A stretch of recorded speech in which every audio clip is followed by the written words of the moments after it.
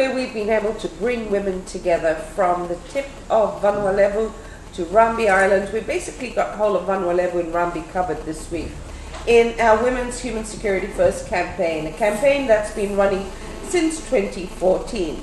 But right now we're going to focus on the furthest tip of Vanua Levu, and that's Tawake. So we're joined now by Titilia Levu. Titilia is 52 years old and she's a member of the Tawake women's group, while 32-year-old Unaisi Daugunu is the secretary of the Tawake young women's group. So you bring the older and the younger women's perspectives to the issues that your village community face in the northernmost tip, or the sort of the peak of the island of Vanua Levu. Were you born there? Yes, but I had to be down below. Okay, but then you've shifted. Yeah. Okay, so what was life like growing up in that part of Vanua Levu? Did you go to school there? Yeah, I went to school there for primary, but secondary school I went to Titilia. Okay, you migrated. And then you came back? Came back. After living on Titilia Levu and seeing all the things in Titilia Levu and the developments in Titilia Levu, what do you hope for your community now? What did you see in Titilia Levu that you don't have here on Vanua Levu? In Vanua Levu, the development is very slow, especially on roads and health services. And like in Titilia Levu, it's very fast. Where were you on Titilia Levu? In Rakiraki. In Rakiraki. So it's a distance away, Rakiraki, but it's got good roads. It's got a major maternity hospital. What else did you notice there? And the services there, the health services, the road is good, it's all dancing around Titilia, and not like here in Vanua Levu.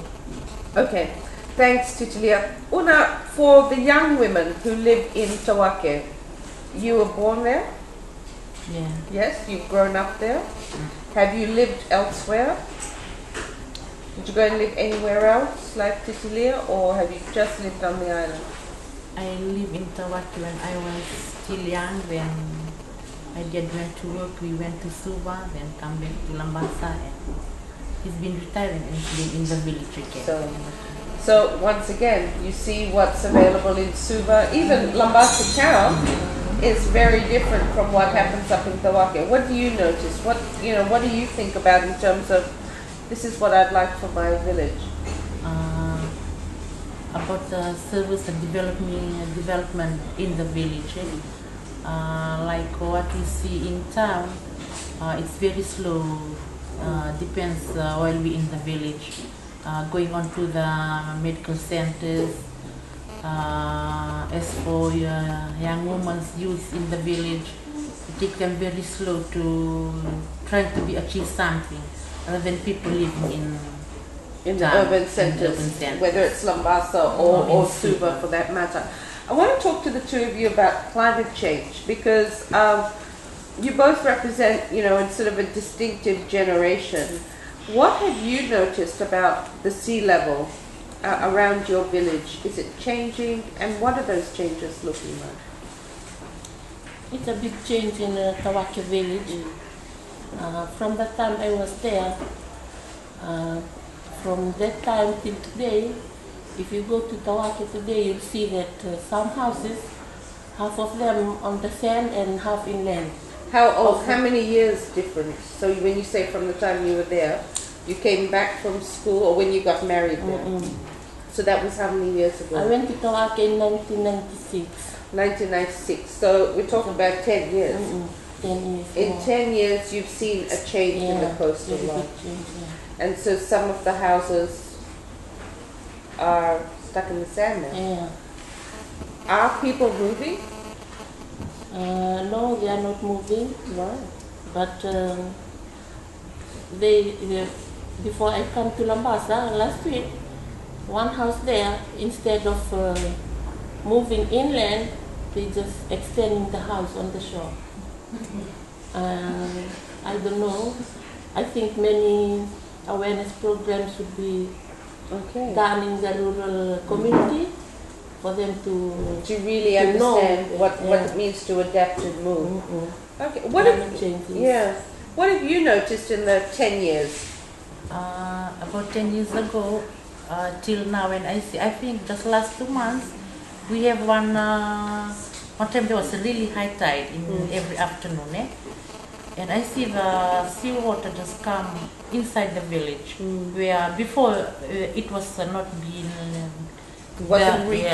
reaching, where the waves been reaching just last 2 months. Okay. I think Naunati's house, Naunati sitting there, her house is after 2 houses from beside the sea, her house is inside.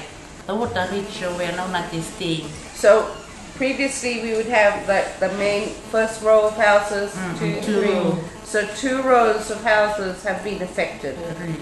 What about food? Food, pandanus, the voi trees, because a lot of these things are planted along the coast. So what changes to your food production, for your handicraft? The voi trees which is planted along the shore, along the coast, they are being washed away by the waves, and it also affects our vegetables. They turn brown and they die out because of the sea waves which come right inside the village. So what are you having to do then to replace your food gardens? How long does one of those voi, the pandanus trees, how long do you have to wait until you can actually harvest? For 8 months to 1 year. Are you replanting? What's happening? Yeah, replanting. I think we need to plant more mangroves and stop the cutting down of trees along the shores. Okay, so that brings me to, because you're thinking about these things, but where are the decisions being made, and are women participating in your village decision making around the fact that climate change is happening? You're experiencing it. You've been experiencing it for 10 years. Are you part of the decision making when it comes to developing or identifying what we call adaptation programs for the village community to prepare itself for the next 10 years? Are you participating? How? If not, why? We're really happy that we have a Peace Corps there in the village, and he's really helping while we're opening an advocate center just 3 months ago. They've been built it on top of the hills where people are all participating in the village. Okay, so you all moved there? Just during floods and hurricanes, and people will move there. Okay, so that's during natural disasters. But the fact that, as you said, the houses are getting water, your food gardens are being washed away. So it's not just waiting for the cyclone, but your everyday living. Are you participating? If the Peace Corps goes away, who's going to be deciding what happens? And why are women important in making decisions about these issues?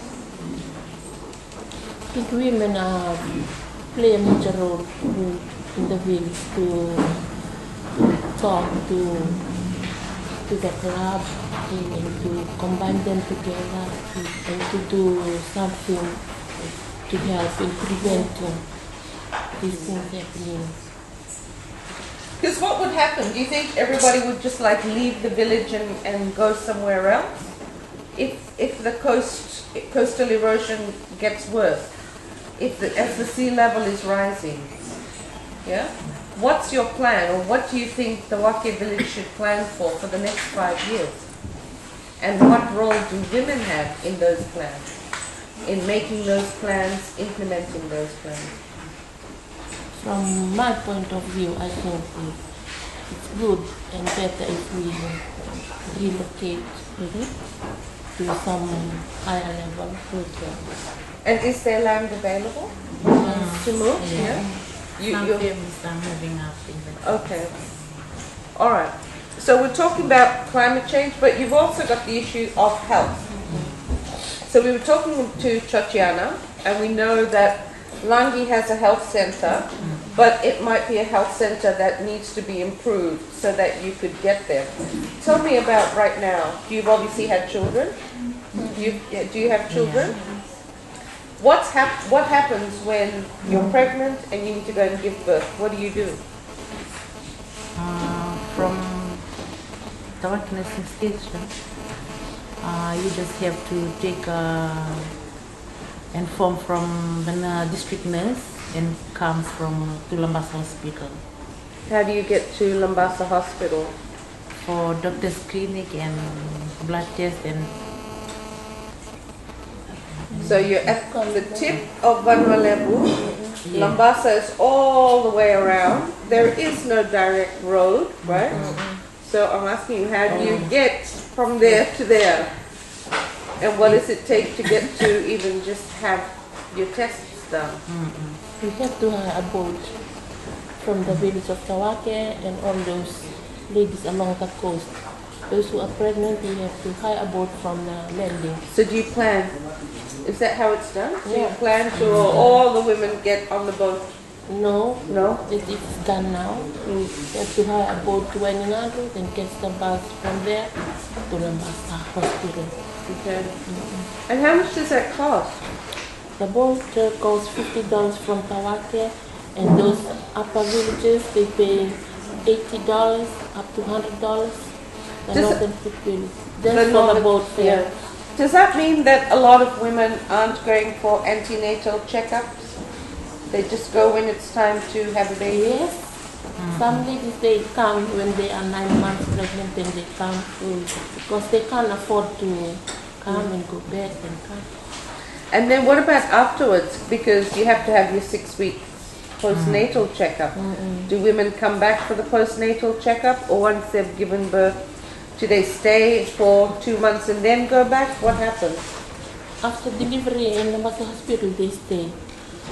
They stay for that time, after injection or some other thing, then they go back with the baby. Okay.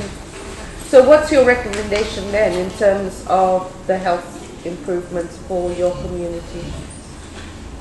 As in Tawake, first of all, we need a medical boat for the nurse to travel to other villages up the coast. And we need another maternity unit to do, because when we come to Lambasa, we have to find a relative's house to stay for 2 months, and we have to pay for the food and everything in the house. We come and stay in the house. Would that be like in Langi? In Langi. Would you recommend that it would be in Langi? So it's easier to just go there? Because Tawake is under Langi Health Center. Tawake Nursing. So an expansion of the Langi Health Center extension of would Langi. cater for maternity services as well. Okay. And are you raising these issues with anyone? We only have talked in the group, women's group, and we can have a village meeting, then we can take it up. Is it easy to get into the village meeting? It's not that easy, because the men there, when they think of us ladies, then they give us the chance to talk. If no, then it is like that. So my final question, now that we've been discussing CEDAW, the National Gender Policy, now that you have that information, what would you be recommending to the men and the leaders about your rights to be able to talk and participate in decision making, whether it's on climate change, whether it's on maternal health issues? Men can bring themselves down to us humans so we can raise our voice. So they can understand us too, the men, to have decision making together, to give us a chance to talk and to say what issues really we are going through. And to understand what it means to have babies, right? Okay, well, a bird needs 2 wings to fly. So does decision making when it comes to your maternal role, so having babies, or whether it's about responding to the impact of climate change. Thank you so much to Titilia and Unaisi from Tawake village for talking to me today. In the next episode, we have more discussions coming from our Vanwa Levu and Rambi Women's Human Security First consultation.